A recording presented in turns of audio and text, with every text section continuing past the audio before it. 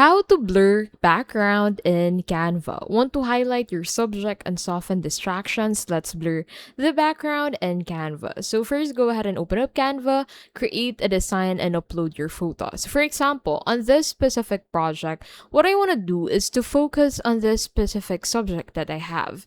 So to be able to add the blur, click on this edit button. So first you need to click on your photo, and then this would pop at the top of your screen. So click on edit from here, and then at the left side you'll find tools, and then under that look for adjust, click on that, and then from here go ahead and look for blur. You can go ahead and blur your background by selecting the background area and then scrolling down under texture, and then set the clarity to the lowest possible available.